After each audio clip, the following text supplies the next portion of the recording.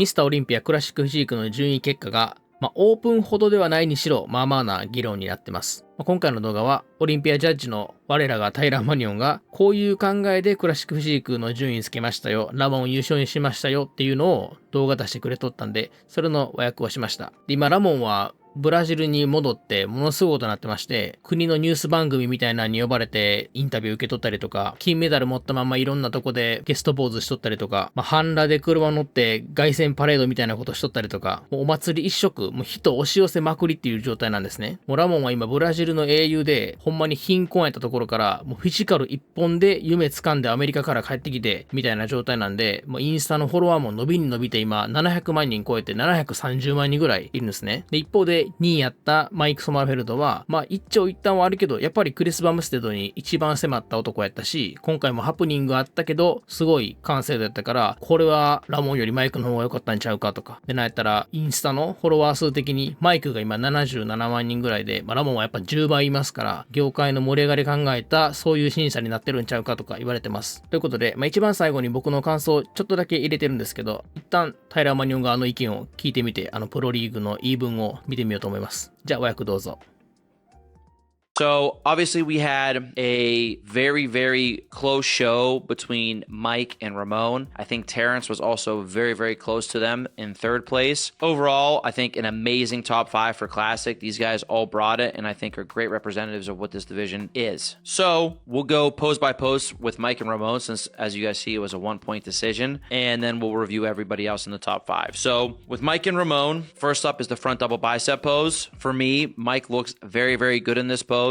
Good arm development into a crazy, crazy taper, going down into a nice small waist. And obviously for Mike, his quads look very, very good from the front. I would say for me, this is Mike's strongest pose, especially comparing next to the other two guys. For Ramon, he was not at prejudging for sure. He was not raising his arms high enough up, so he wasn't really displaying the full taper, what he could be displaying. But as you see with Ramon, Ramon has very solid arms, even with the crazy forearms as well. He still has a nice small waist, go down into the lower body, and his quads and leg width looked very good from the front as well. Ramon really had great detail throughout his physique and had those round, full muscle bellies. But when it comes to the front double bicep pose, this was definitely a clear pose for Mike to make it 1 pose to 0. Next up is the side chest pose. I think this was a relatively close pose between the two. When it comes from going across the width from shoulder to shoulder, I feel like they have pretty solid, pretty comparable width from shoulder to shoulder. I think Mike's chest is just a touch thicker than Ramon's. However, when it goes to outer arms and shoulders, I think especially the delts, you can see that roundness and fullness to Ramon's while Mike's is just a little bit flatter. Go down into the lower body, and again, their legs are very comparable from the side. You can see that both of them have very good density and thickness and good balance between the quads and the hamstrings. But when you look at this as a whole and the balance between the upper and the lower body and really just the way this pose flows together and flows well and the roundness and the fullness, for me, this pose went to Ramon. I think I should also say that prejudging for me, I felt like upper body wise, Mike was just had a, what I would describe as a very, very slight film of water and blurriness in his upper body when it comes to conditioning wise. His lower body, obviously you see, was very, very well conditioned. Overall, he was very well conditioned, but it was this slight blurriness, I think, that also affected a lot of these poses between Mike and Ramon for me. So for me, the overall balance and the fullness and the roundness, I gave the side chest to Ramon to make it 1 poses to 1. Next up is the back double bicep pose. Again, I think this is a very close pose. For Mike, he has, again, a crazy, crazy taper, really, really good thickness and depth and 3D look to his back itself. Arms and shoulders flow in well and are very solid. Go down to the lower body, and he's, again, very conditioned. You can see a lot of detail and separation to the hamstrings, but Mike's weakest part of this pose is his leg width from the back. Now we go into Ramon. I think for Ramon, this is the best his back has definitely looked. Again, good arms and shoulders that flow in well to the back. You see see depth and detail to his back. Back definitely is popping. Go down to the lower body, and Ramon's leg width and detail and development really shine through here. So for me, with the back itself, I think Mike's back is better than Ramon's. However, the lower body, I think Ramon's is better than Mike's. All things considered, again, I think this is probably a razor close pose. That's why so many judges are split. There's definitely arguments on why you could give it to Mike and why you could give it to Ramon. Personally, for me, I gave this pose to Ramon ever so slightly to make it 2 poses to 1.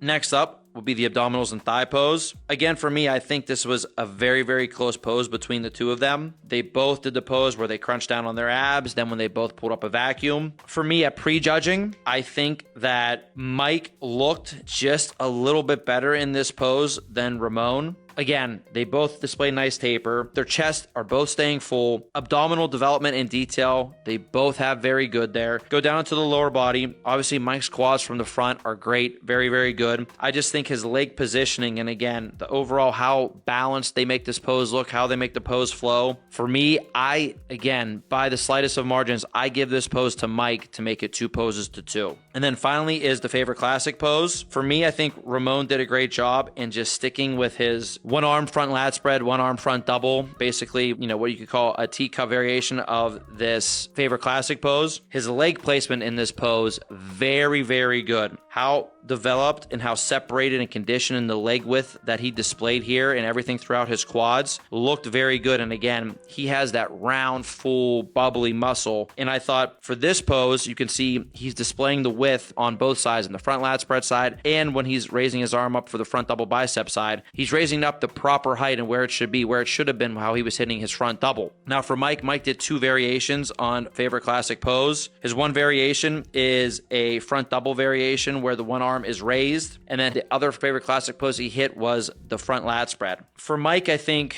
the one arm up variation was the better one of these poses for him. When he hit the front lat spread, well, of course, it's a very impressive pose still. You can see that he just lost some of that volume to his chest, and the chest really looked flat in this pose, so it kind of took away from the impressiveness of this pose. Even when his arm was raised up, I still feel like on both of these poses, I gave the edge to Ramon. The conditioning and the fullness and the detail and the balance that he brought to this pose was very dominating. I think size-wise too, it just made him look a little bit bigger overall than Mike. And again, like I said, that tiny bit of blurriness throughout the upper body held Mike back, on some of these poses. So for me, I gave this pose to Ramon to make it 3 poses to 2. Obviously, an extremely close contest between these guys. Probably can compete against each other 10 times and each would probably win half. Really, it's as close as you could get for a contest. And I think one important thing to note was at finals, because when these scores are that close, we take a very close look at finals and we're really judging them again throughout the poses to make sure everything looks how it should. And Ramon came back in very dominant fashion at night. He was by far the best body on stage at night. I think it was definitely less close at night than it was at prejudging. And he kind of stamped his way to victory that way, shut the door, and there was no questions needed at the finals. Next up in third, we had Terrence. For me, I think this is probably Terrence's best look of his career. Again, his taper is amazing. His overall flow to his physique is very good. You can say for Terrence from the front, he can still use just a little bit more size to his arms. I would say that's what he would need for his front double pose. From the side and the side chest, I think Terrence has improved that pose a lot. I just think he doesn't have that same width across the top from shoulder to shoulder that Mike and Ramon had at this show. Conditioning, obviously, Terrence was basically in the same exact condition as them. All these guys were very conditioned and peaked very well. When it comes to the back double bicep, I think this is still the pose that can still come up more on Terrence. He can still use more of that depth and thickness to his back, and his arms in this pose could definitely use a little bit more size. I think arms and shoulders in this pose. So all from the back, I think he can improve. I think Terrence, lower body-wise, throughout the legs and the glutes, definitely improved, especially from earlier this year. I still think they could obviously come up just a touch more, but again, overall, the pose is very balanced and is still a very good pose. I'm just saying what I think can improve, especially next to the 2 guys that placed ahead of him. Abdominal and thigh, Terrence always has an amazing abdominal and thigh. Really nothing much needs to be changed there. And for Terrence, his favorite classic pose is also very good. Really for him, just a little bit more arm size to that pose, but he was right in there with them with those 2 guys, and that's why we did a 3-man call out. So nothing is guaranteed with these guys. Who knows what would happen if they competed a week or 2 later against each other.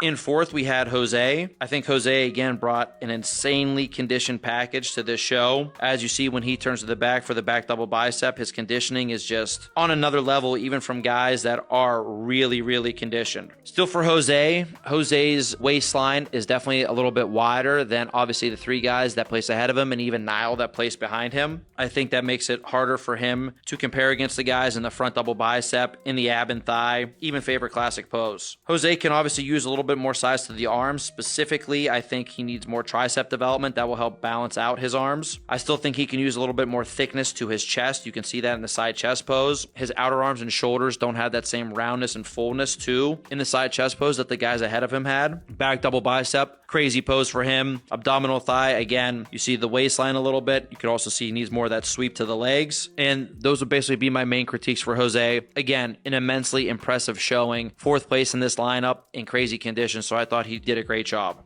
In fifth, we had Niall. Niall also brought a very, very good physique to the stage. It's possible he might have the best natural structure out of any of these guys in the top five. His waist is so small. Really for Niall, you can see he needs, in the side chest pose, he needs a little bit more of that roundness and thickness and fullness to the arms and to the shoulders. He could still use it in the side chest pose, just a touch more to the chest as well. Then you see in the back double bicep, he's definitely improved this, especially from last year. Lower body wise, he looked great, but still, he needs more of that thickness and width and that 3D look to his back. You could really see that in the back double, especially standing next to Jose when it was one-on-one, who has the best back double bicep in Classic. So if he can improve and fill in that back while still bringing up the chest and the arms and the shoulders just a touch more, this guy could be the danger to every single guy in front of him because he has a very, very pleasing and balanced physique. And again, he brought very good conditioning as well. So amazing Classic top 5. はい、ということで、ちょっとだけ感想を話すと、タイラーマニオンなんか説明雑ない？そんなことない？僕この1個前にオープンの同じような動画、ハディ対デレクの和訳の動画も上げてるんですけど、そっちはなんかもうちょっと細かかったんですよ、説明が。ハディの左足はどうで、でもデレクはここがこうでよくて、みたいな。でもなんかクラシックフィジークはどっちも良かったですが、今回はマイクでした。僅差ですがラモンでした、みたいな、なんかちょっとざっくりしてて。で、なんやったらさすがにおかしいと思ったのは、テレンスのコンディションが他2人と同様にかなり良かったです、みたいなことを言ってて、それはないんちゃうかなと思いましたね。僕なんかよりはるかにしっかり、というか、オリンピアの最前席で見てるタイラーマニオンのことですから、今回の結果も信頼していいと思いますし、僕も納得はしてるんですけど、いかんせんこの動画はちょっと雑ないかなと思いました。せっかく出すんやったらもうちょっと語ってくれたらいいのになっていう、何にせよありがとうタイラーマニオン。なんか意見とか感想とかあったらコメントくれたら嬉しいです。じゃあ、ありがとうございました。